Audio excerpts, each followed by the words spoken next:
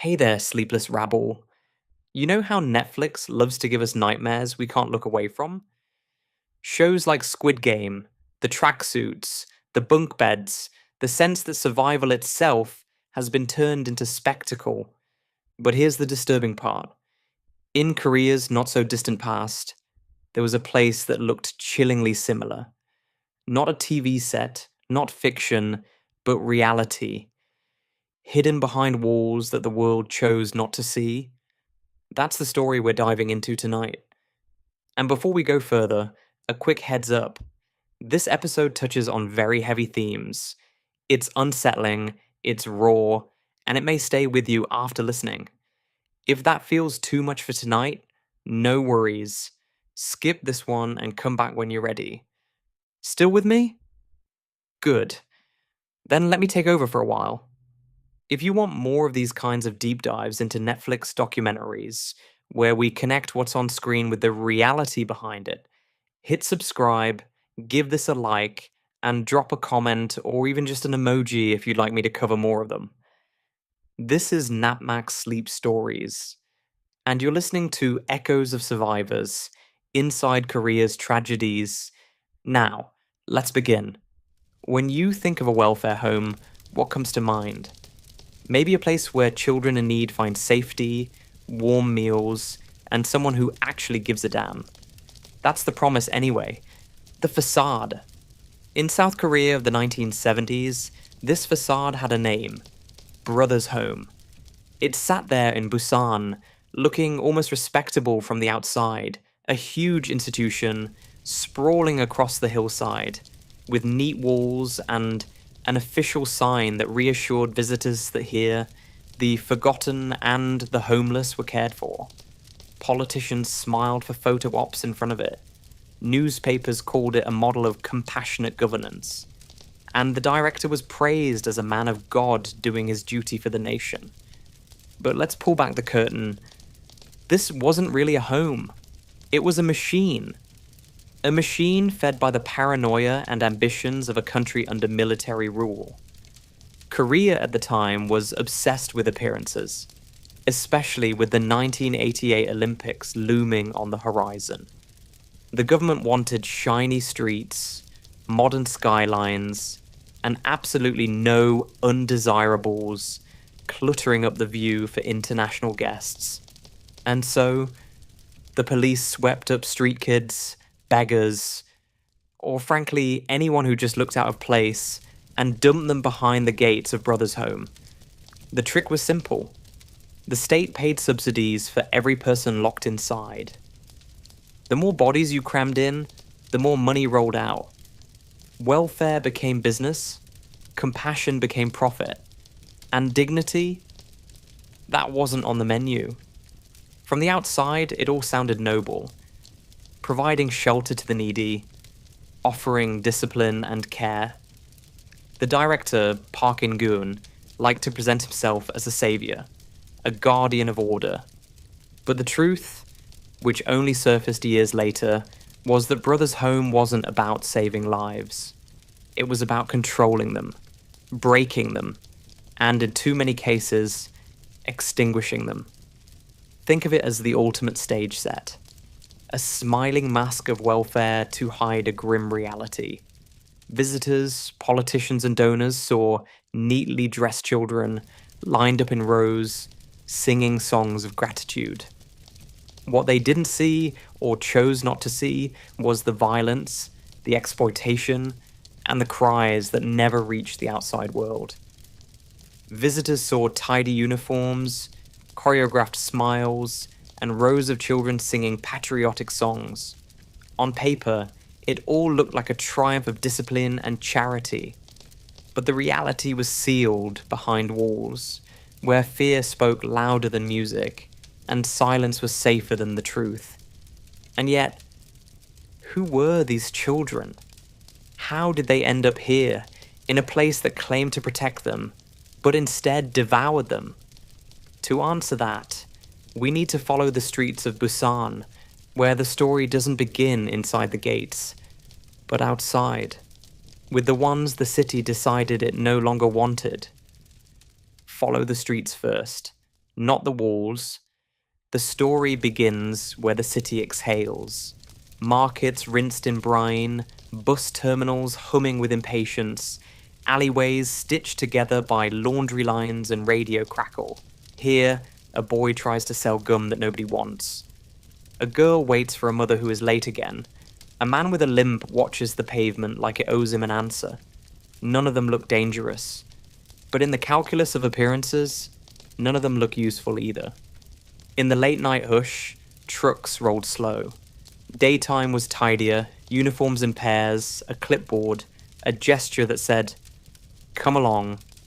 It didn't take much. Being young and alone, being poor, being unwell, being inconvenient. Some were orphans, some had parents who could not pay. Some had simply wandered too far from someone else's comfort. A few were picked up after arguments at home, their fear mistaken for delinquency.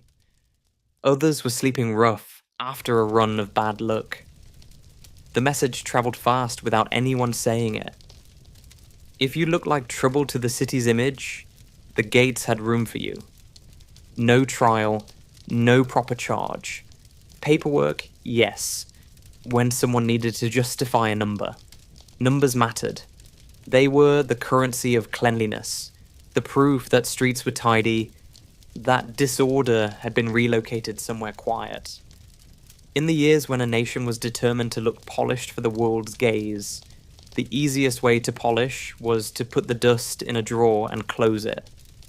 Vagrancy, they called it. Protection. Welfare. Words that made the rounding up sound like a rescue. If you protested, you were difficult.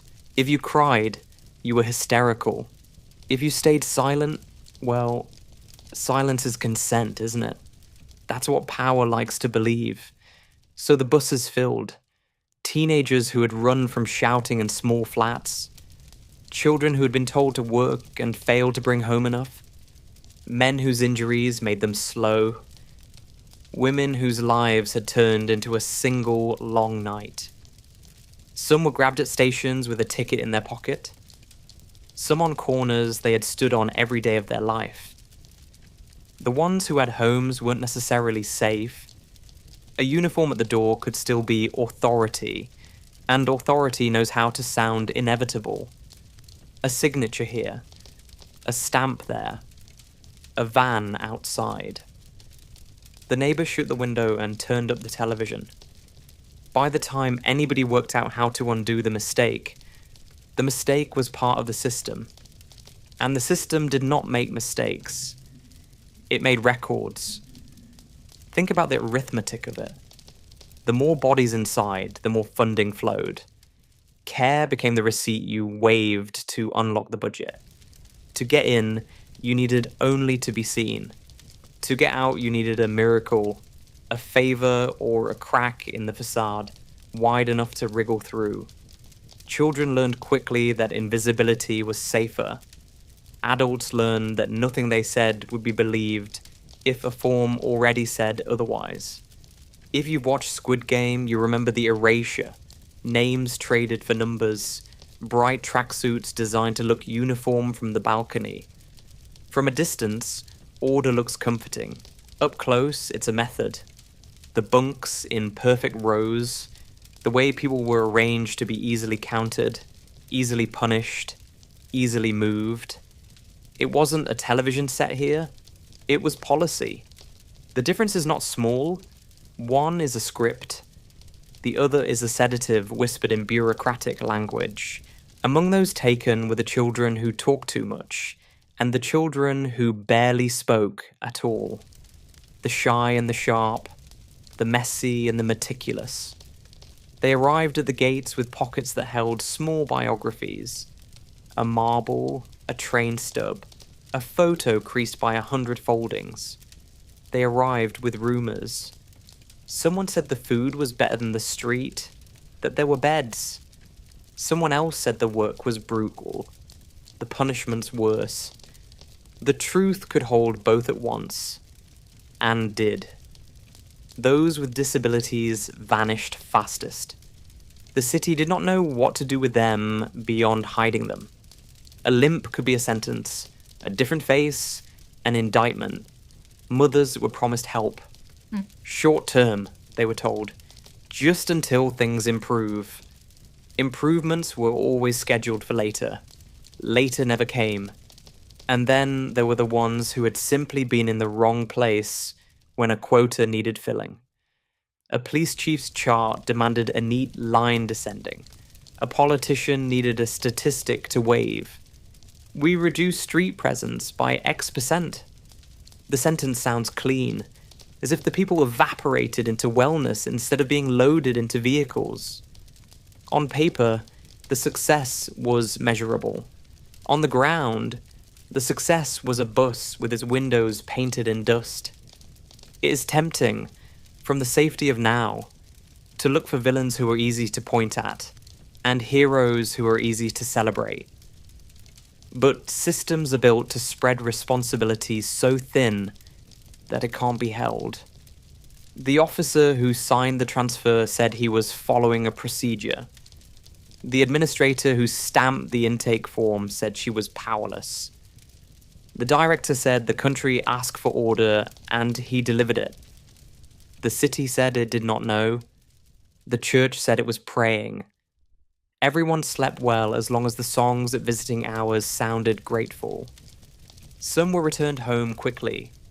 An uncle who knew someone, a teacher who made noise. Most were not. Age mattered less than malleability. 15 was small enough to be frightened, and large enough to carry weight. 12 was perfect for long hours and short questions. 8 was easy to scold. The little ones learned to watch older faces for weather. The flicker before an order. The pause that meant pain was coming. They learned to fold themselves into yes. There were girls who had run to escape hands that would not keep still. There were boys who had failed a foreman and been told to straighten up. The institution promised just that, straightening. It would teach posture and prayer and production. It would file off the edges that did not fit. If a child shattered under the pressure, the report would say they were flawed before arrival. Outside the gates, life went on. Buses coughed, markets opened. Televisions flickered with dramas where justice took exactly an hour and everyone spoke their lines on cue. Inside, lines weren't spoken, they were enforced. But we're not there yet. We are still in transit with them, the ones taken for being visible, for being poor, for being unlucky. The city lights thin behind the hill, the road curves, the engine drops to a patient growl. At night you could see the compound from certain rooftops. A geometry of buildings, the floodlights drawing hard shapes on concrete, the shadowed suggestion of order. No one needed to be told what happened inside to understand it wouldn't be gentle. Rumour filled the gaps that officialdom left. Fear did the rest. And still, the buses kept coming. Order, after all, is addictive, especially to those who never have to endure it. What happens next is not a mystery so much as a ritual. A door opens. The air changes. A child becomes an entry. A human life is filtered into a ledger. The small objects in their pockets vanish into a drawer with no label. The voices dim, replaced by instructions. And then the room, with the clippers, hums awake. We'll step through that door in a moment. The intake, the cutting down of a person to something that can be stacked, counted, and moved. For now, remember the simple cruelty that preceded it. Anyone could be taken, and many were. Not because they were dangerous, but because they were easy. The city wanted clean lines. The lines, once drawn, became walls. And behind those walls, the echo of being chosen for disappearance never stopped ringing. The bus slowed at the gates. Metal groaned, chains rattled, and what waited beyond wasn't welcome, but it was final. The road ended in a courtyard that smelled of damp concrete and disinfectant. No one announced the rules out loud. Those came later. But the first lesson was already clear. Whatever life you had before, it no longer mattered here. Children stumbled out one by one, blinking in the floodlights. Some tried to whisper to each other, but the guards' eyes silenced them faster than any order could. A line was formed, and in that line each child was stripped of the small fragments of self they carried. Clothes exchanged for standard issue tracksuits, hair shorn close with buzzing clippers, names reduced to numbers on a ledger. If you've seen Squid Game, the resemblance is unsettling. The identical uniforms, the rows of bunk beds stacked high, the way individuality is treated as an inconvenience. Only here, it wasn't a set designer's choice. It was policy. Fiction can be paused. This reality could not. The intake process was mechanical, almost ritualistic. Shoes were taken away, pockets emptied. Whatever scraps of identity, photos, trinkets, a marble carried for luck, disappeared into drawers that no one would ever open again. The clippers hummed, hair fell in uneven clumps, and children learned quickly that resistance brought only bruises. Inside the dormitories, the atmosphere pressed down heavy. Long halls lined with metal bunks, stacked 3 high.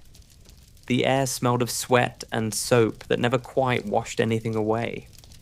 Windows were barred, not to keep the world out, but to keep the children in. At night, whispers skittered through the dark like insects. Warnings, prayers, sometimes sobs swallowed before they could grow loud enough to be noticed. The guards moved through the rows like referees in a cruel game, making sure every blanket was tucked, every body silent at the right time. Punishments were public, swift, and designed to break the spirit before it ever considered defiance. A wrong word, a hesitation, even a look in the wrong direction could bring down fists or worse. What struck survivors most was how quickly the outside world disappeared. Days blurred without markers, weeks folded in on themselves. With hair cropped, names erased, and the uniform pressed against skin, you became part of a crowd that looked identical from above. And that was the point. Order was easier when individuality was gone. The children arrived as people with stories. By the end of the intake, they were entries on a list. And once you were a number, your body was no longer yours. It belonged to the system that fed on you. But this wasn't just about discipline or confinement. There was another layer to the machinery of Brothers' Home, one that turned human lives into currency. For once you were processed and numbered, you were ready for the real engine of the institution. The endless grind of forced labor. Morning in Brothers' Home didn't begin with sunlight. It began with whistles, boots, and the sharp bark of orders. The day was carved into strict blocks of labor, each hour belonging not to the children, but to the institution that had claimed them. Breakfast was thin gruel, swallowed quickly under the watch of guards who measured obedience more carefully than they measured portions. And then came the march. Always the march. Rows of children shuffled out, uniforms identical, steps drilled into rhythm. The official story painted this routine as rehabilitation. Work, they said, was good for discipline. It taught self-reliance, dignity, structure. But the reality was far simpler and far uglier. Free labor meant profit. Behind the walls of Brothers' Home, children were turned into workers before they had even finished being children. Some were sent to fields on the compound's edge, their hands raw from planting and harvesting under the sun. Others spent hours in workshops that churned out manufactured goods. Textiles, furniture, small factory parts. The sound of hammers and sewing machines filled the air, not the chatter of classrooms. Education was never the priority here. Production was. Survivors remember the endless repetition, lifting, carrying, stitching, sanding, until muscles ached, and skin split. They were too young to understand supply chains or profit margins, but they learned the truth in their bones. Their exhaustion kept the place running. And if anyone slowed down or faltered, punishment came swiftly. Sometimes a beating, sometimes being forced to stand motionless for hours, sometimes worse. The institution did not waste time on kindness. It measured only output. Think again of Squid Game. In the show, every challenge is dressed up as entertainment, with rules and a prize that dangles just out of reach. At Brothers' Home, the game had no prize. The challenge was survival. Do as you're told, keep your head down, work until you can't. There was no cheering crowd, no dramatic music, just silence, broken by the scrape of shovels, the slap of fists, the hum of machines. The children quickly learned to adapt. Some tried to disappear into the rhythm, making themselves small, invisible. Others hardened, trading small favors, negotiating with guards when they dared. But in a system where food, rest, even breathing space could be withheld, there was no true safety. And the work didn't end with daylight.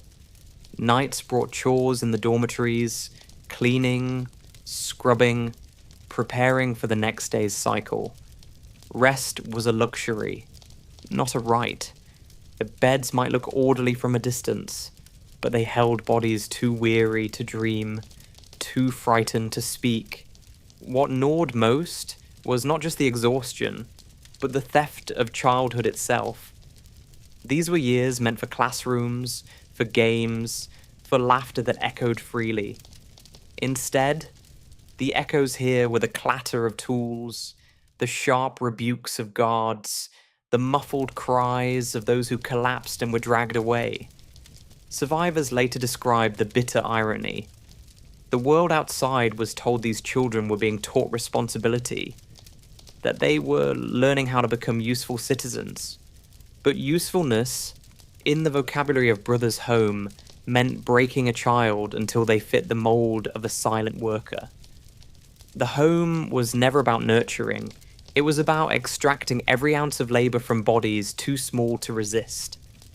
And yet, as brutal as the work was, it was not the darkest part of life inside those walls. Work could break your body, yes, but there was something even more corrosive waiting in the shadows. Something that sought to break the spirit itself. If labor was the engine of Brothers' Home, then violence was the oil that kept it running. Not an accident, not a breakdown of discipline, but a system in itself. It seeped into every corridor, every dormitory, every mealtime. It was as predictable as the sunrise and as unavoidable as the night. Punishment was not rare. It was routine. A child who dropped a tool. A teenager who asked a question too boldly. Someone who slowed in the fields, or looked a guard in the eye for a fraction of a second too long. The rules were deliberately unclear, so that every breath risked becoming an infraction. That was the point. Uncertainty breeds obedience. If you never know what might trigger pain, you live as though everything will. The punishments themselves were theatrical. Beatings administered in front of others, so that fear spread quicker than fists. Stripped dignity as much as flesh. A boy made to kneel on gravel until his knees bled. A girl forced to stand motionless in the courtyard while others marched past. And always the echoes, shouts, cries, the dull thud of a stick against skin. Survivors say those sounds still live in their heads, long after the bruises faded. And then there were the darker corners. Rooms where silence was demanded, where hands that should have guided became instruments of humiliation. Sexual violence was whispered about in the dormitories, never shouted, because shouting made you disappear. Guards, older boys used as enforcers, even outsiders granted access. All part of a shadow network that thrived on secrecy. For the children trapped inside, The line between day's brutality and night's terror blurred until there was no safe hour at all. The cruelty was not random. It was structural. It reinforced the hierarchy. Guards at the top, children at the bottom, with a few chosen intermediaries. Those who obeyed enough to be trusted with power over their peers. Divide and control. Some children were made to discipline others. To show that resistance was hopeless, it worked. Nothing isolates you faster than being hurt by someone who shares your bed, your hunger, your fear. Here, Squid Game comes back like an unwanted reflection. Remember the tension in the dormitories, when alliances formed, when survival meant turning on those closest to you? The show staged it for drama. At Brothers' home, it was no game. It was the fabric of daily life. Survival often meant betraying someone else, or at least staying silent while they suffered. And silence leaves its own scars. The violence wasn't just physical, it was psychological, woven into every interaction. Children were reminded constantly that they were worthless, a burden, broken goods that the world had discarded. The home, they were told, was their only chance at becoming useful. It is a strange kind of cruelty. To hurt someone, then convince them they deserved it. Perhaps the most haunting part of the survivors' testimonies isn't the pain itself, but the normalization of it. After a while, children stopped flinching at the sound of footsteps in the hall. They expected hurt. They measured their days not by hours, but by punishments endured. Fear became routine, and routine became survival. And still, outside the walls, the official story never cracked. Visitors came, saw neat rows, heard rehearsed songs of gratitude. They were blind, or chose to be, to the bruises hidden under sleeves, the trembling in a child's voice, the silence that was too heavy for innocence. Violence was not a failure of Brothers' home, it was its language, and every child who passed through learned to speak it, whether they wanted to or not. Some still carry that language in their bones today, but among all this cruelty, something remarkable happened. Voices endured, whispers in the dormitories, promises made in the dark, small acts of memory, refusing to vanish. Survivors carried those echoes with them, waiting for the day someone would finally listen. And that day, though long delayed, would eventually come. The system was strong, but not eternal. And the children who lived through it grew into adults who would one day tell the world what had been done to them. There is a difference between statistics and stories. A statistic says 30,000 people passed through Brothers' home. A story says, I was one of them, and this is what it felt like. Numbers are cold. Voices burn. When survivors finally began to speak, decades later, their words carried a weight that documents never could. Some stumbled through tears, others spoke with the flatness of someone who had repeated the memory too many times to count. All of them carried echoes, the kind that settled deep in the chest and never let go. One man recalled the first night he arrived. He had been only 12, snatched from the street while selling newspapers. I thought I'd be back home by morning, he said. Instead, he was lined up in a courtyard, stripped, beaten, and told he was now property of the institution. What stayed with him wasn't the blows, but the sound of the clippers buzzing as his hair fell away. That sound, he said, was the moment I knew I had disappeared. A woman remembered the silence, not the absence of noise, but the deliberate silence of children who had learned never to cry out. We could hear each other at night.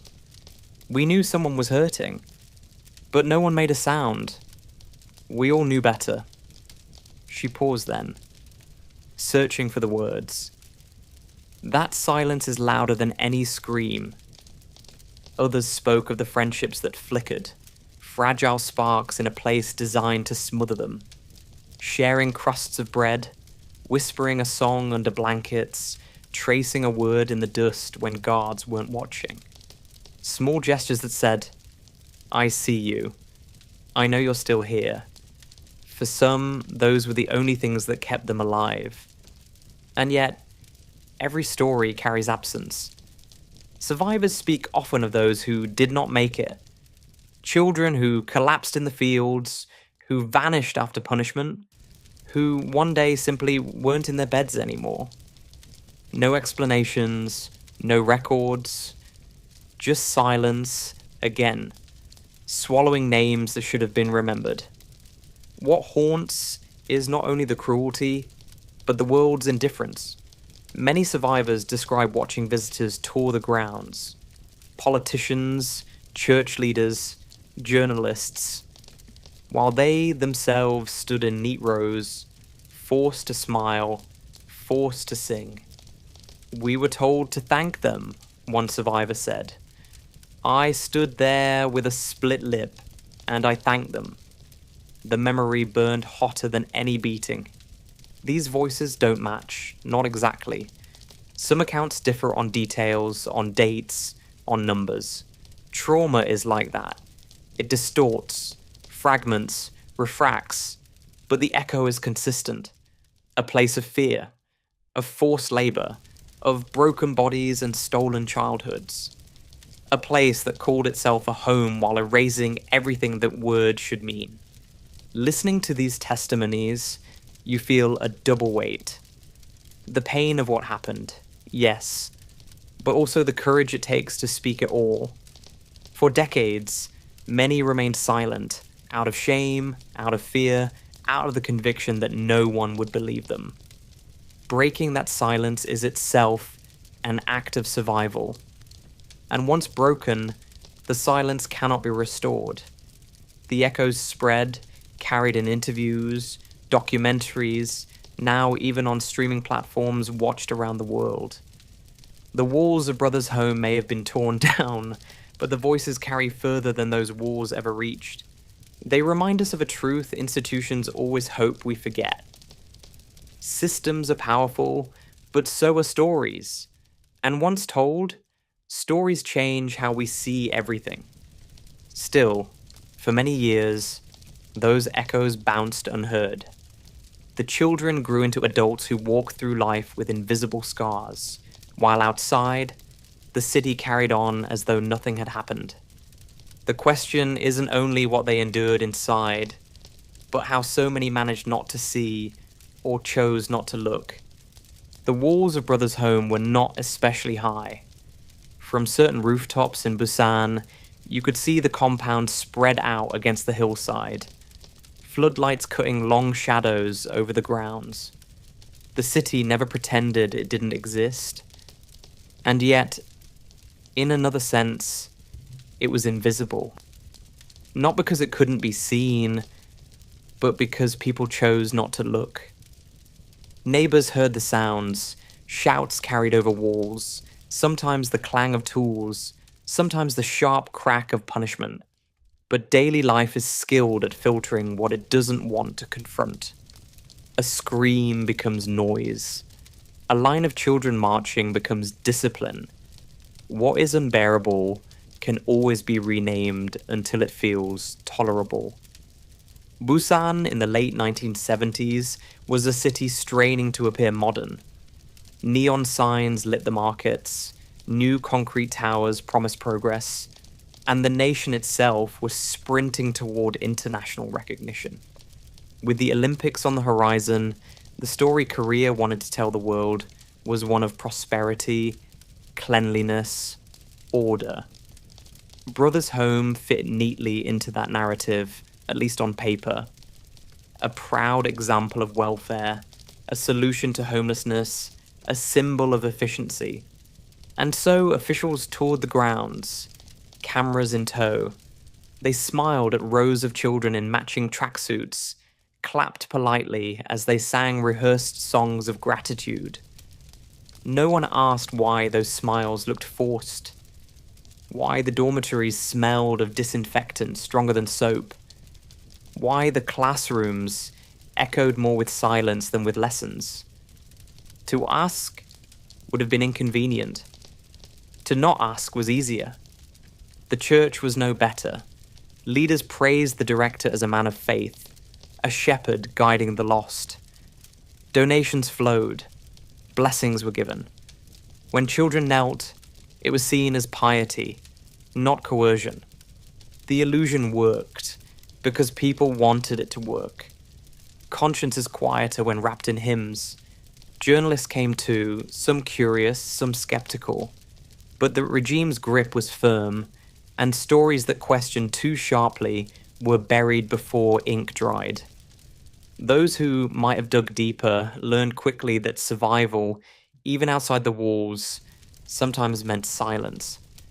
The dictatorship didn't have patience for dissent. This is the cruelty of invisible walls. They don't need barbed wire. They are built from convenience, fear, and the human tendency to look away when truth feels too heavy. Survivors recall how bitter it felt to see outsiders walk past, to watch inspectors smile, to hear speeches about welfare and patriotism. "We were screaming without voices," one survivor said. "Everyone heard us, but no one listened." Even families, in some cases, looked away. Parents who signed papers believing they were sending their child to a safe place discovered too late what had really happened. And some, crushed by poverty or stigma, convinced themselves that perhaps the home was better than nothing. It was easier to believe the facade than to face the reality. Society colluded not through active cruelty, but through passivity. Through believing what it was told, through choosing not to ask harder questions. The walls stood tall because the city held them up with its silence. And yet, silence never lasts forever. Whispers accumulate. Survivors carry their truths like smoldering coals, waiting for the moment to set them down where others must finally see them. And when the dictatorship began to weaken, when the grip of censorship loosened, those whispers started to form something louder. Because if the invisible walls had protected the institution for so long, the cracks that came next would show just how fragile they really were.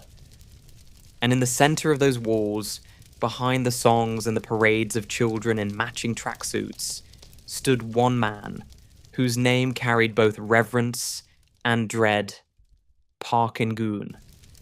To the outside world, he was a savior, a decorated war veteran, a man of faith, a supposed philanthropist who had taken it upon himself to rescue society's unwanted. Politicians shook his hand in front of cameras. Church leaders praised his piety.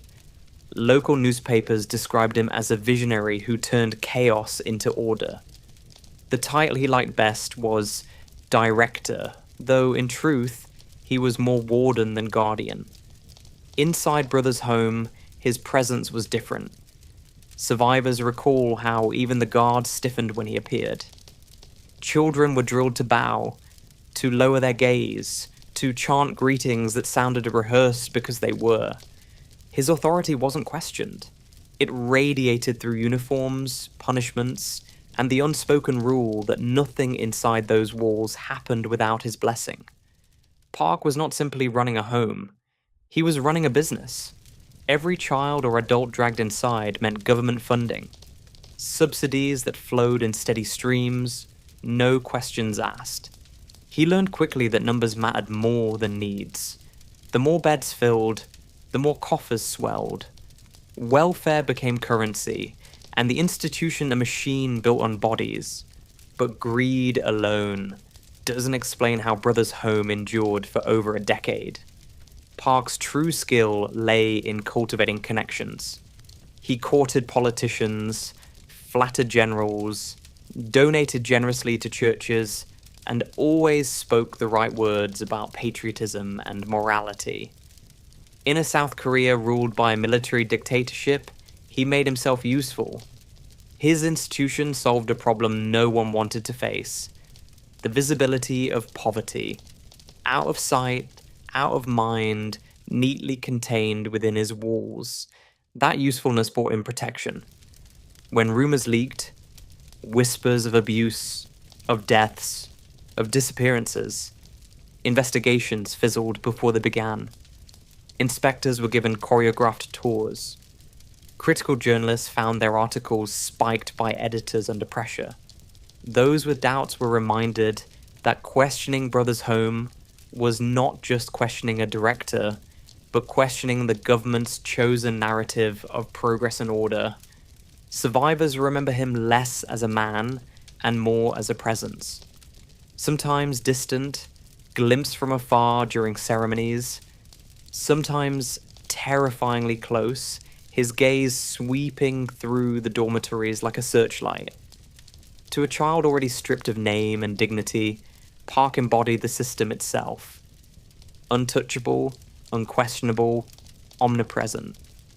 It is tempting to imagine him as a lone villain, the mastermind of every cruelty. The truth is murkier and more damning. Park thrived because he fit perfectly into a wider architecture of control. The dictatorship wanted streets cleared, churches wanted redemption stories, local authorities wanted numbers that proved efficiency. He provided all of it, in exchange for freedom to run his empire as he pleased. When Brothers Home finally collapsed in the late 1980s, when democracy began to crack open the silence, Park did not fall with the weight he deserved. He faced trial, yes, but not for the beatings, not for the deaths, not for the stolen childhoods. He was convicted only of embezzlement, of pocketing funds meant for the welfare he never provided. A financial crime, not a human one. The rest was swept aside. For the survivors, that verdict was its own kind of violence. The system that had failed to protect them as children failed again to deliver justice as adults.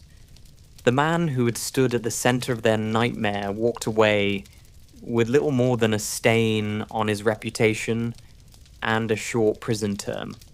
And yet, his shadow lingered. In Busan, people still spoke his name with caution. Some called him a hero who had been misunderstood, others a monster who had escaped real punishment. To the survivors, he remained both. A man and a symbol, personal and political, the architect of their captivity and the proof of a society's complicity. But even Park couldn't hold back change forever. The tide was turning. South Korea was shifting toward democracy, and with that shift came space, fragile at first, for truths that had long been buried. The walls of Brothers Home had begun to crack, and through those cracks, the voices of the survivors would grow louder still. Nothing built on silence lasts forever. Even walls reinforced with fear eventually begin to crack. For Brothers Home, those cracks appeared in the late 1980s, when South Korea itself was beginning to shift. The dictatorship that had ruled for decades was weakening. Protests were spreading through universities and city streets, and the demand for democracy grew too loud to ignore. Change in the outside world trickled slowly into places like Brothers Home, but it came all the same. Guards who once swaggered began to look over their shoulders. Politicians who once boasted of the institution's success grew quieter when its name was mentioned. Journalists who had been silenced found new courage in a freer press. The facade began to falter. Inside, the children sensed something different, though they couldn't have named it. Rules remained harsh. Punishments continued, but there was a shift in the air. A nervousness in the guards, an uncertainty in the routines. Survivors recall whispers that the government was changing, that questions were being asked, that perhaps the gates would not stay closed forever. Hope was fragile. But once planted, it spread quickly. Outside, activists and lawyers began piecing together stories that had been buried for years. Former staff, neighbors, even a few brave survivors spoke up. Reports of forced labor, of deaths, of mass abuse began to surface. Each account was a spark, and together they threatened to ignite something the authorities could no longer smother. The Olympics loomed in 1988, and the government's obsession with appearances had not faded.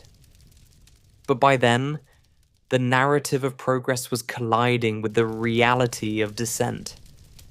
The world was watching Korea not just for its stadiums and athletes, but for its politics.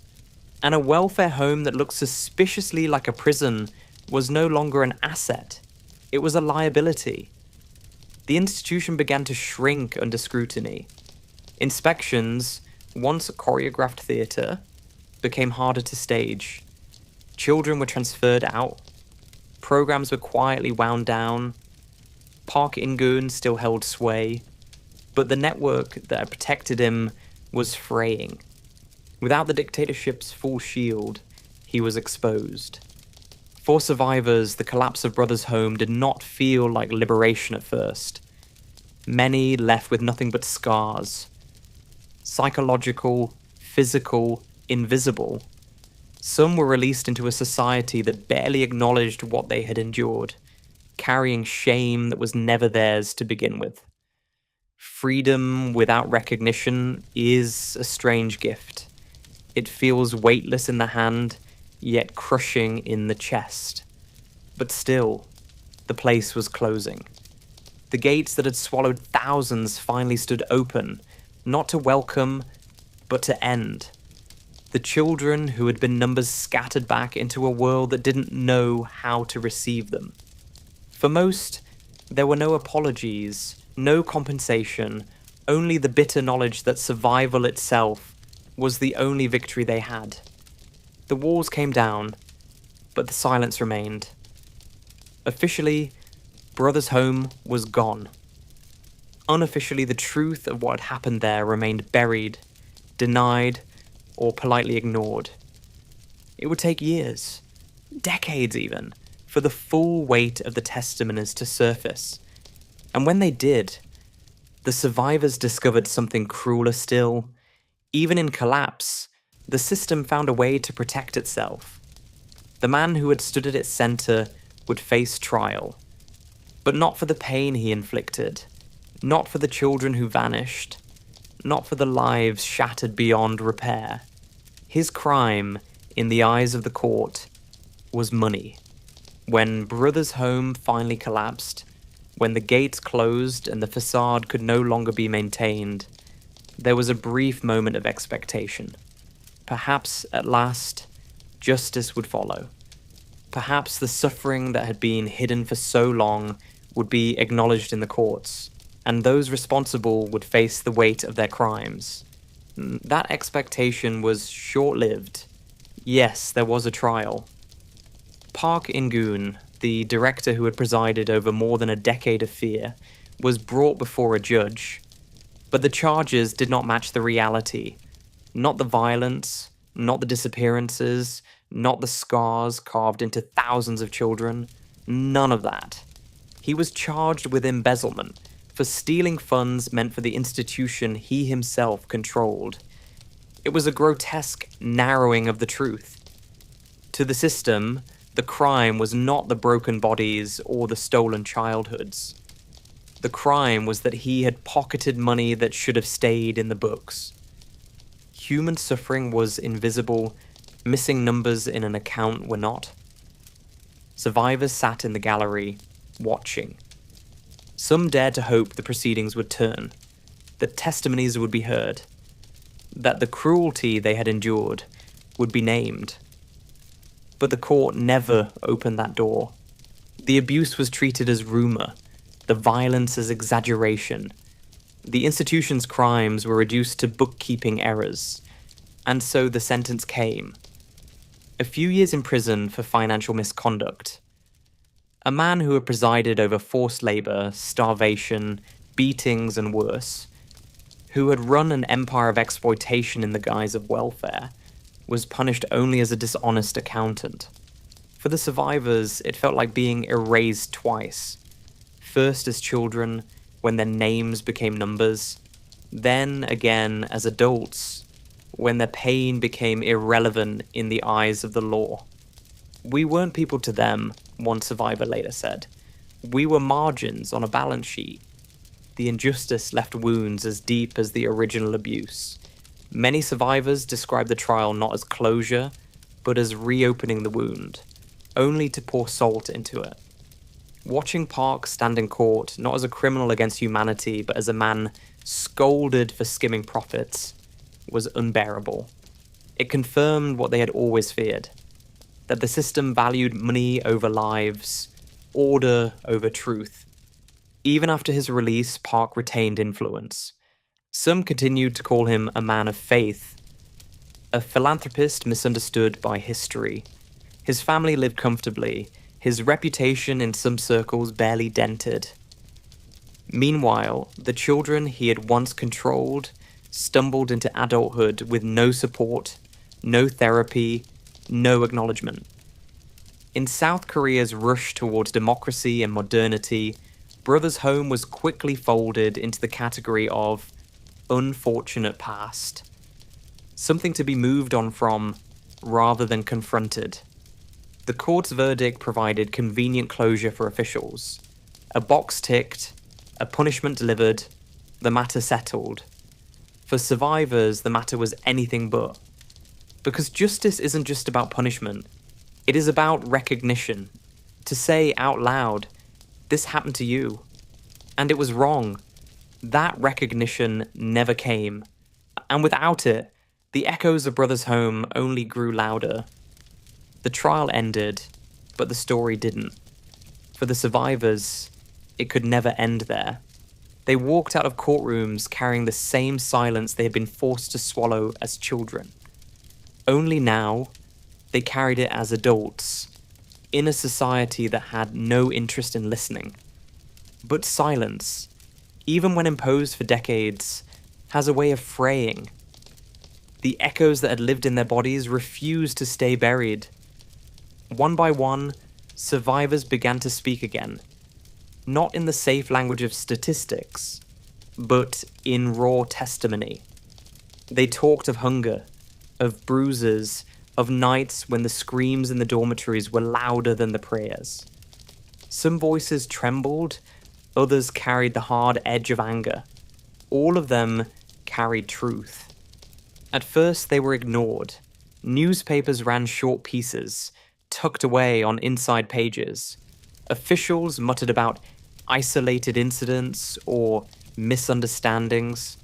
The church looked down, as though prayer could replace accountability. But the survivors kept talking. They formed associations, organized meetings, supported each other when old memories threatened to suffocate them. Their stories spread through pamphlets, then books, then television documentaries. The turning point came when younger generations began to listen. Students and activists, and lawyers, people who had grown up in a freer Korea, less afraid to question authority, took up their cause. They marched. They protested. They demanded that Brothers Home not be written off as an unfortunate footnote. It was not an accident. It was a crime. And so the survivors began the long, exhausting pursuit of recognition. They demanded apologies, official inquiries, financial compensation. They wanted the state that had funded their suffering to admit it, publicly, undeniably. They wanted history to record not just the existence of Brothers Home, but the reality of it. The resistance was strong. Governments came and went, but few had the appetite to reopen wounds that were easier to ignore. Bureaucrats spoke of budget limitations, as though healing could be measured in currency. Apologies were carefully worded, when they came at all, abstract, vague, designed to close discussion rather than open it. Yet still, the survivors endured. They told their stories to journalists, to filmmakers, to anyone who would listen. Some traveled abroad, carrying their memories into spaces where they could not be silenced. Their courage turned whispers into something undeniable. By the time Netflix carried their testimonies to an international audience, the echoes had grown into a chorus. The world could no longer look away. But recognition is never simple. To be believed is not the same as to be healed. For many survivors, every interview was a reopening of wounds. Every documentary, another night spent awake with old memories, clawing their way back. Speaking was necessary, but it was never easy. It was survival all over again. And still, they chose to speak. Because they understood something the courts and politicians had never grasped. Silence protects the abuser, not the abused. By telling their stories, they reclaimed what had been stolen from them. The power to define what had happened. The authority to say, this is real. This is ours. And you cannot erase it. The fight is not finished. Even now, survivors push for proper investigations, for names of the dead to be honored, for compensation that goes beyond hollow words. They know time is not on their side. Many are aging, many have carried trauma so long it has eroded their health. But they continue, because they refuse to let Brothers Home be remembered only as a rumor or a scandal. It was a lived reality, and it demands to be remembered as such. And as their voices grow stronger, a strange mirror appears in popular culture. A mirror painted not in testimony, but in fiction.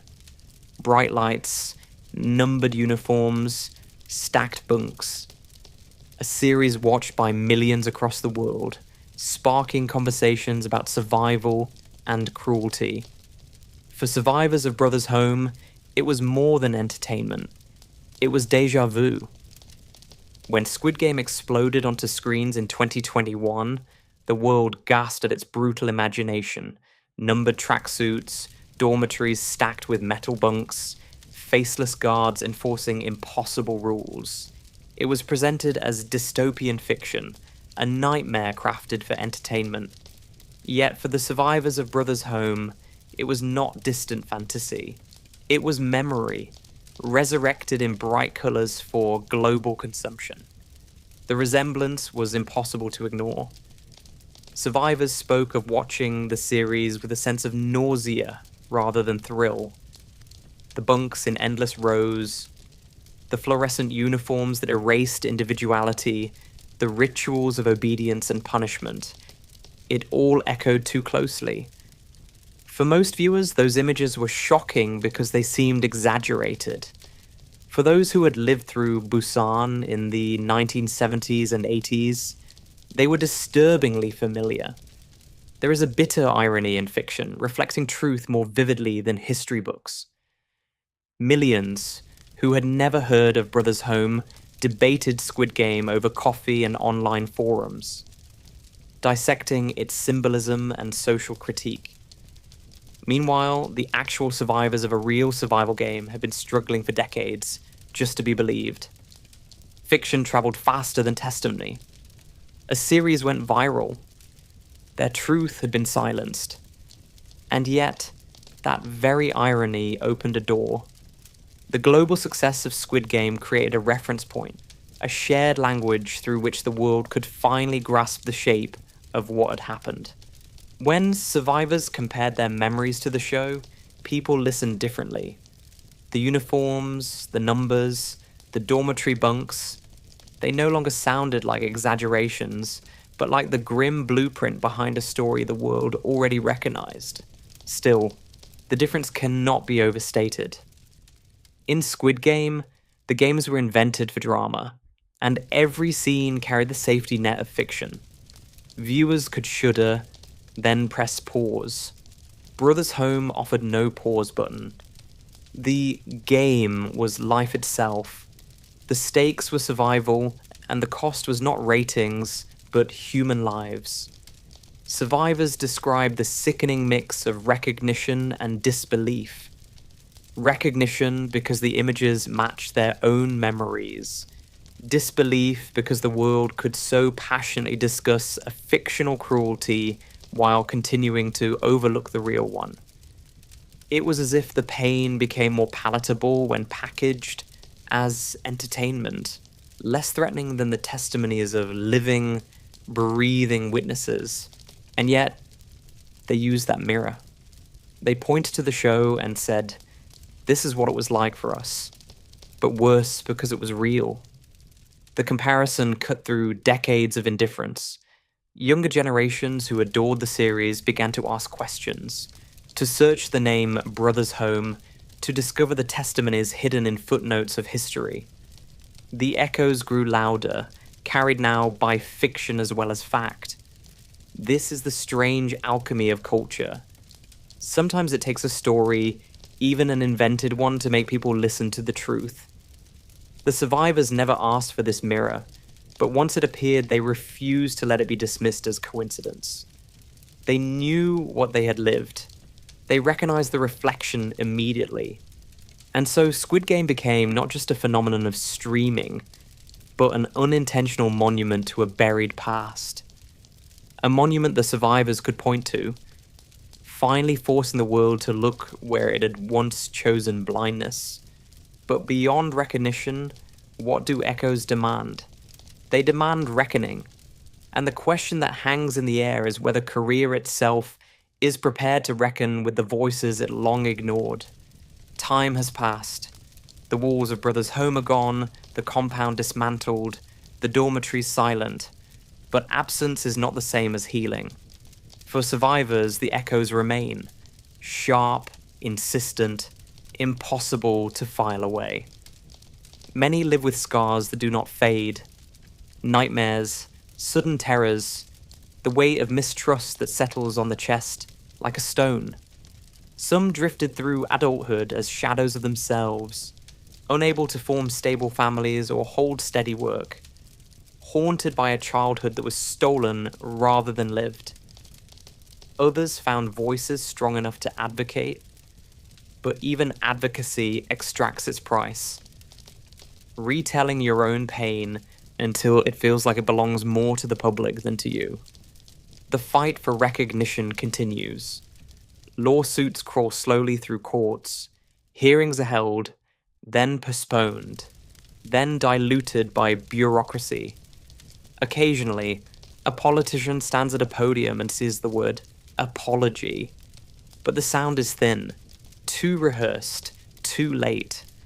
Compensation remains a debate, as though one could measure in money what was taken in years, in innocence, in dignity.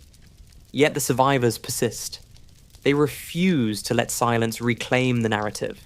Associations gather, annual memorials are held, testimonies are recorded for history. What once was whispers has become archive, documentary, evidence that cannot be erased. And in this persistence lies a form of victory. Not enough to heal the wound, but enough to make sure it is never denied. The country itself wrestles with memory. Korea has transformed since the 1980s. Skyscrapers pierce the skyline, K-pop fills stadiums, dramas circle the globe. But beneath the glitter lies an unresolved past. Brothers' Home is not the only scar. There are others, institutions where power devoured the vulnerable. To confront it fully would mean asking uncomfortable questions about complicity, about the cost of progress, about the ease with which suffering was hidden when it threatened the national image. And so the echoes resonate in the present. They remind us that silence is not neutral. It is a choice. That progress without memory risks repeating the same cruelties in different forms. That fiction may shock us into recognition, but it is truth that must ultimately guide us. Survivors often say they do not want pity. What they want is acknowledgement. To be seen not only as victims, but as people who endured, who resisted, who carried their own survival into a future that was never promised. Their voices are not just records of pain.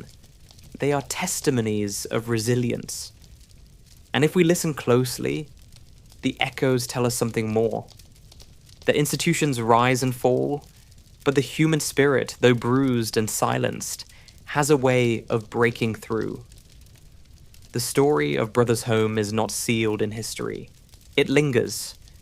An open wound, a cautionary tale, a mirror held up to any society that values order over humanity. The question is not whether the past still speaks. It does. The question is whether we are willing to hear it. And that brings us to the final echo. The one that does not fade but insists. Memory as legacy. What we choose to remember, and what we dare never again ignore. The gates are gone now. The compound is empty. The world that once ignored the cries has moved on to brighter stories, louder headlines, newer distractions, and yet, Brothers Home has not vanished. It lingers, not in walls, but in voices. The survivors carry that legacy. They are living archives, walking testaments to both cruelty and endurance. Their memories are not neat, not polished, not comfortable, but they are necessary. They remind us that progress without conscience is fragile, that order built on silence is nothing more than a mask. What remains is not only the horror of what was done, but the courage of those who refused to stay erased. They turned whispers into testimony, shame into defiance, memory into resistance. In a world that once reduced them to numbers, they became voices, louder, clearer, undeniable. And so their legacy is not just a catalogue of suffering, it is also a demand to remember, a demand to see, a demand to ask harder questions whenever any institution, anywhere, claims to know what's best for the voiceless. Because echoes, once heard, change us. They insist that we cannot look away again. So tonight, sleepless rabble, as we close this story, let's carry their voices with us. Let's make sure they are not drowned out by the noise of modern distractions or softened into myth. Their echoes are not history alone. They are warnings, still vibrating in the present. If this story resonated with you, if you believe memory matters, then do me a favor. Leave a like, subscribe if you haven't already, and share this with someone who might need to hear it.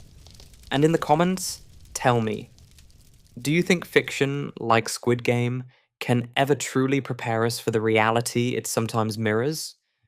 This is Napmax Sleep Stories, and you've been listening to Echoes of Survivors, inside Korea's tragedies. Good night. And remember, some echoes are meant to keep us awake,